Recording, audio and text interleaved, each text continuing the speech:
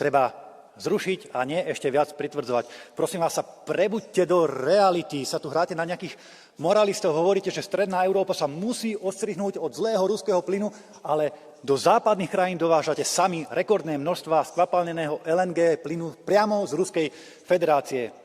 Kvôli vašej Green Dealovej zelenej politike a sankčnej politike máme v Európe najdrahšie ceny energií na celom celúčičkom svete. Plyn máme 5-krát drahšie ako v Spojených štátoch amerických a vy teraz hovoríte, že treba ešte viac sankcií a ešte viac ten plyn zdražiť. Toto je váš plán, toto je vaša ponuka pre európsky priemysel, pre európskych obyvateľov. Ešte viac zdražovania, ešte viac problémov, ešte viac likvidácie európskych firiem.